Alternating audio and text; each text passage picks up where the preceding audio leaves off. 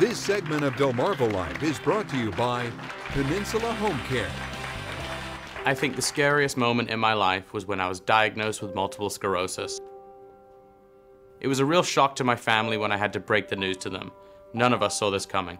I'd just become a father and was determined to not be beaten by it.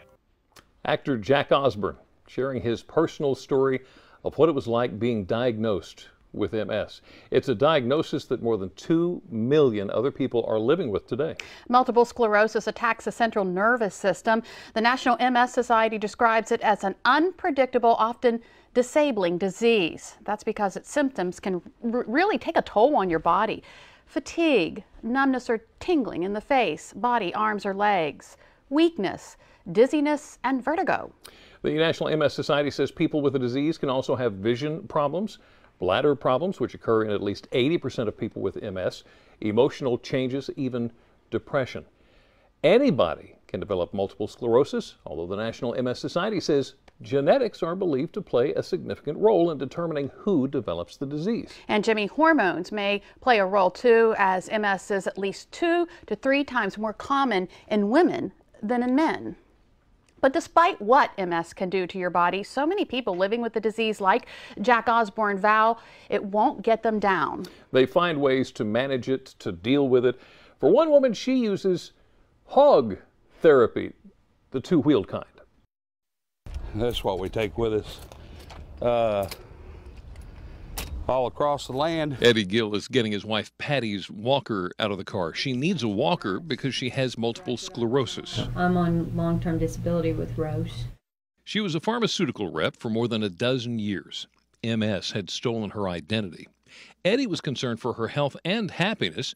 He arranged a weekend on horseback. Heard it was good therapy. I seen a little neat bed and breakfast in Henrietta. It wasn't.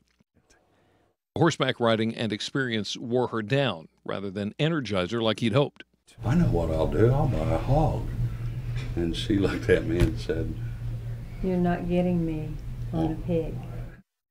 No, not a pig hog. One of these. I can't get her off of it now. They've traveled all over on it. They've been to Sturgis 3 times. They've ridden through the mountains, been to Florida. In New Orleans, the hog wasn't handy, so piggyback did the trick. Is that the Garden District? Yeah, and the...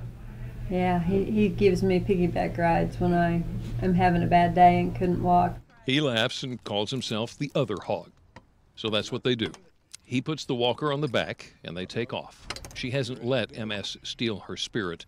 Life has given her a choice, she says, and she's chosen to be happy. Living my life like I never thought I would.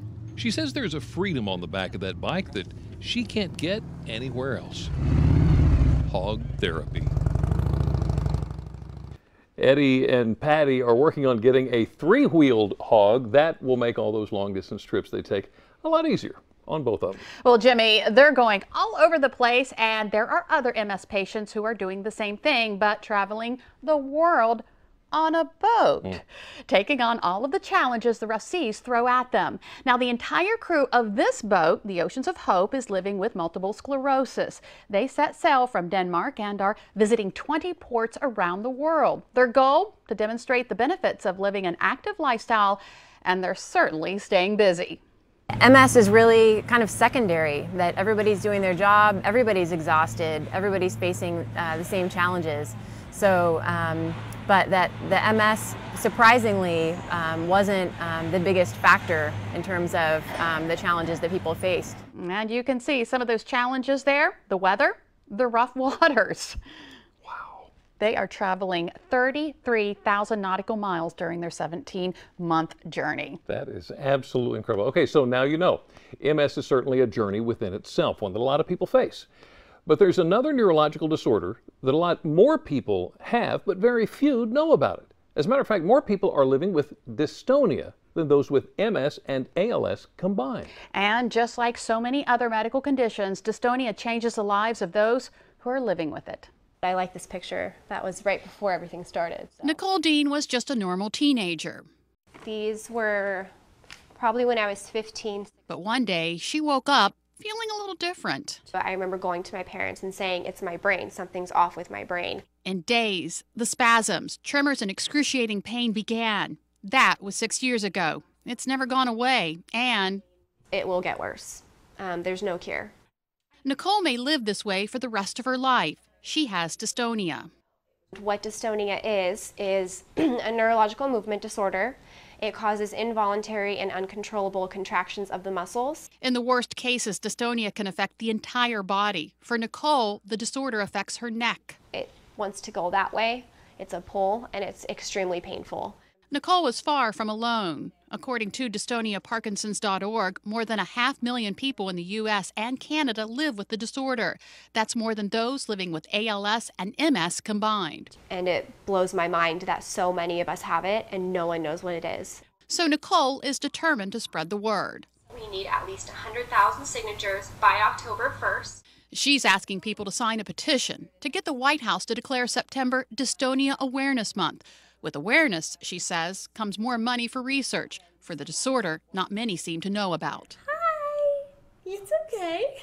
Nicole was on a treatment plan that helps with her spasms, but it's not a cure. And she says those signatures could be one step closer to finding one. It's a first step, and that's where it all starts. And Nicole hopes to have her 100,000 signatures by October. Wow.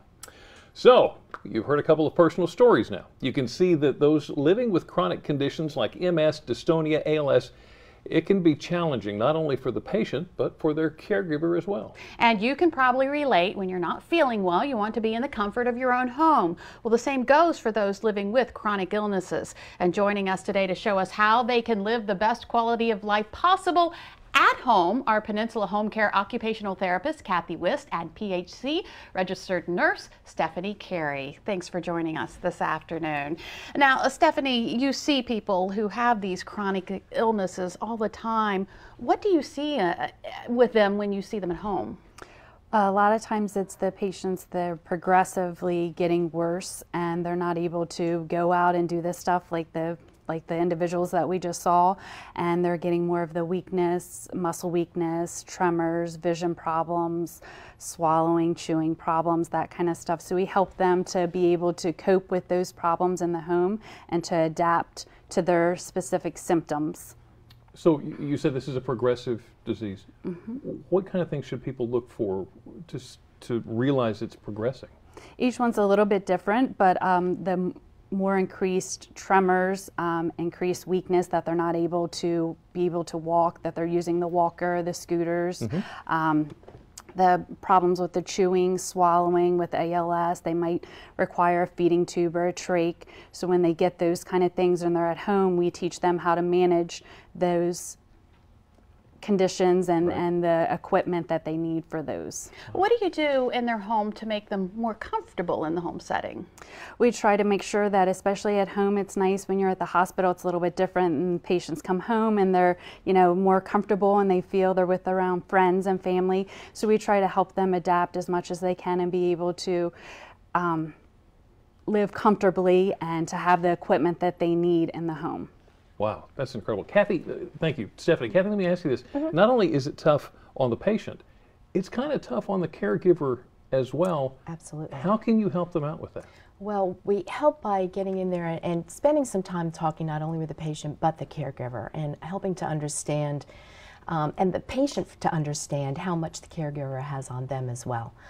So we try to teach them techniques for making it easier to take care of the patient, as well as try to provide them resources so they can get some respite care. Someone in there maybe just to help out a little bit, a friend to come by and sit with the patient while the person leaves to go get their hair done or run to the library or do things like that. Now, what kind of services do you offer for the patients as an occupational therapist? My job is to make sure that they are safe and as functional as possible in the home. So we begin by looking at the environment. Are there steps to have to get into the house? Do we need to be looking at a ramp or a lift? And we give them the resources to get that. Then we're looking inside. Are the couches and chairs too close together? Can we get through there with a walker or with a wheelchair? Are there rugs that are possibly going to trip people up? Are there wires? Then we look in the bathroom, really important place. Do we need to have something for the toilet or for the shower so they can get in and out and manage safely? So many things that we all take for granted. Yes, yes. Wow. And when we work into our homes, normally we don't think about needing to have things to be more functional and more accessible. Okay, well, Stephanie, let me ask you this. When it comes to medications, it's important that the patient as well as the caregiver understand the medications. Exactly. The patients are under a lot of stress. A lot of times they get very depressed as the conditions worsen. So they need the caregiver needs to be able to know what medications are for what symptoms, if they need them for the muscle spasms or for tremors or for depression or for swallowing or bowel or bladder problems. So the caregiver as well as the patient both need to understand the schedule of medications, side effects, adverse reactions, and which medications are what they do and exactly what they do and why they do it. Exactly. Right. Thank you so much. Thank you. Wonderful. Nice to meet you. Thank you. And to read more about Peninsula Home Care, go to WBOC.com and click on our picture at the top of the page. Well, now that we have a better idea of how to feel good, let's focus on how to look good. You know, women and men spend millions on reducing wrinkles. Some even take a needle to the face. We'll show you a treatment that painlessly zaps away the wrinkles for good. Well, we want our pets to look good too, and that means keeping them in shape. We're going to learn about a full-blown doggy fitness spa focused on getting Fido fit. Delmarva Live. We'll be right back.